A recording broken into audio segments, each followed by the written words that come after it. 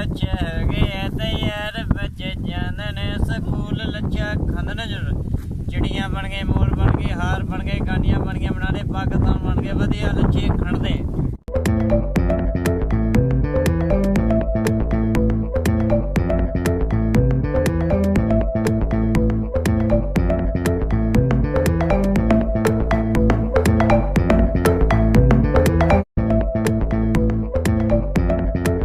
किन्ने रुपये किलो बेचते हो?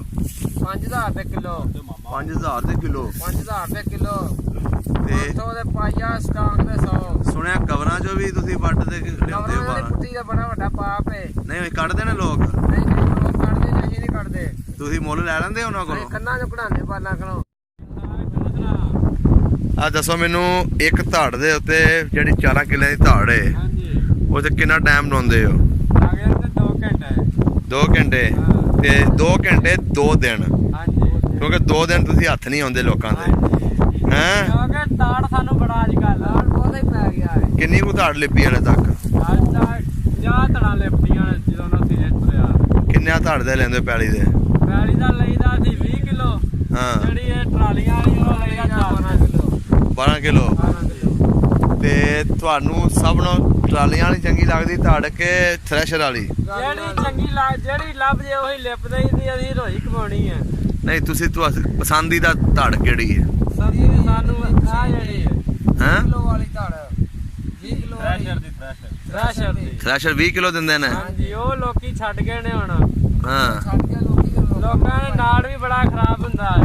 ਤੁਸੀਂ ਕਿਹੜੇ ਪਿੰਡੋਂ ਆਏ ਹੋ? ਅਸੀਂ ਪਿੰਡ ਭੰਗਵਾ ਤੇ ਇਹ ਕਿਹੜਾ ਪਿੰਡ ਹੈ? ਇਹ 100 ਕਿਰਕਾਂ 100 ਕੇ ਵੇਰਕਾ। ਇਹ ਬਜ਼ੁਰਗ ਤੁਹਾਡੇ ਨਾਲ ਕਿਦੋਂ ਦੇ ਨੇ? ਇਹ 4-5 ਸਾਲ ਹੋ ਚਲੇ ਸਾਡੇ ਨਾਲ ਲੱਗੇ ਨੂੰ। ਤੁਸੀਂ ਕਿਦੋਂ ਦਾ ਕੰਮ ਸ਼ੁਰੂ ਕੀਤਾ ਹੈ?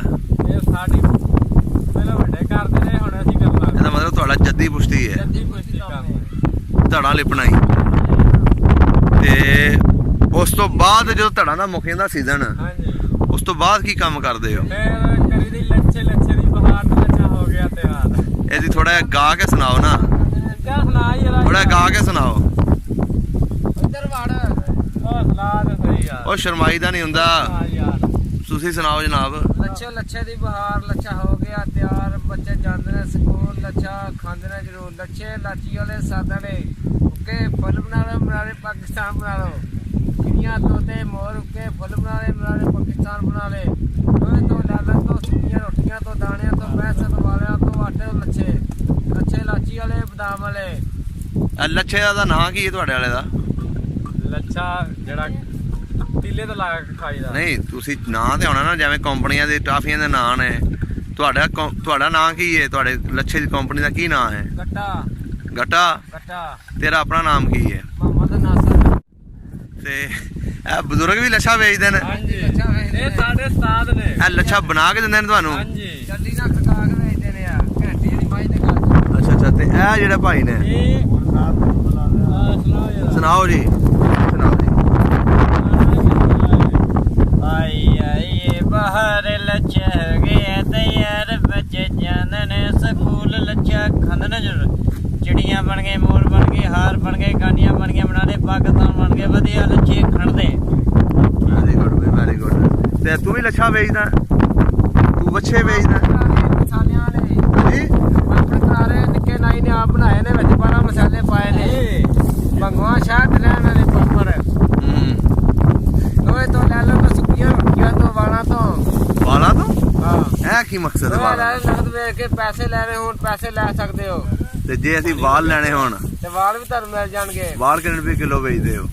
5000 ਰੁਪਏ ਕਿਲੋ 5000 ਦੇ ਕਿਲੋ 5000 ਰੁਪਏ ਕਿਲੋ ਤੇ ਉੱਥੋਂ ਦੇ ਪਾਈਆ ਸਟਾਕ ਦੇ 100 ਸੁਣਿਆ ਕਵਰਾਂ ਚੋਂ ਵੀ ਤੁਸੀਂ ਵੱਟ ਤੇ ਲਿਆਉਂਦੇ ਹੋ ਵਾਲ? ਕੁੱਤੀ ਦਾ ਬੜਾ ਵੱਡਾ ਪਾਪ ਹੈ ਨਹੀਂ ਕੱਢਦੇ ਨੇ ਲੋਕ? ਨਹੀਂ ਲੋਕ ਕੱਢਦੇ ਨਹੀਂ ਕੱਢਦੇ ਤੁਸੀਂ ਮੁੱਲ ਲੈ ਲੈਂਦੇ ਉਹਨਾਂ ਕੋਲੋਂ? ਕੰਨਾਂ ਚ ਕਢਾਣੇ ਬਾਲਾਂ ਕੋਲੋਂ। ਕੰਧਾਂ ਕਿਉਂ? ਹਾਂਜੀ ਕੰਧਾਂ ਦਾ ਕੀ ਮਕਸਦ ਹੈ? ਕੰਨਾਂ ਚ ਬੀਬੀਆਂ ਦੇ ਦੇਣੀਆਂ ਗਰੋਲੀ ਬਣਾ ਕੇ ਹਾਂ ਉਹ ਕੰਨਾਂ ਚ ਕਢਾ ਦੇਈਦੇ ਨੇ। ਤੇ ਤੁਸੀਂ ਕਿੱਥੇ ਵੇਚਦੇ ਹੋ ਫਿਰ ਜਾ ਕੇ? ਅਸੀਂ ਡੀਲਰਾਂ ਨੂੰ ਸ਼ਹਿਰ ਕਿੰਨੇ ਰੁਪਏ ਕਿਲੋ ਲੈਂਦੇ ਤੁਹਾਡੇ ਤੋਂ? ਤਤਲੇ ਲਾਹੌਰ 5000 ਰੁਪਏ ਕਿਲੋ। ਤੁਹਾਡੇ ਕੋਲੋਂ? ਹਾਂਜੀ 5000 ਰੁਪਏ ਕਿਲੋ। ਇਹ ਮੁੱਛ ਦਾ ਵਾਲ ਵੀ ਵਿਕ ਜਾਂਦਾ? ਮੁੱਛ ਦਾ ਵਾਲ ਨਹੀਂ ਵਿਕਦਾ, ਹਾਂ ਸਿਰਫ ਬੀਬੀਆਂ ਦੇ ਵਾਲ ਵਿਕਦੇ ਨੇ। ਵੱਡੇ ਵਾਲ? ਵੱਡੇ ਵਾਲ ਲੰਬੇ ਅਗਰ ਇਹ ਮੁੰਡੇ ਟਿੰਡ ਕਰੀਏ ਉਹ ਨਹੀਂ ਵਿਕਦੇ, ਉਹ ਨਹੀਂ ਵਿਕਦੇ? ਕੋਈ ਵੀ ਨਹੀਂ ਵਿਕਦੇ।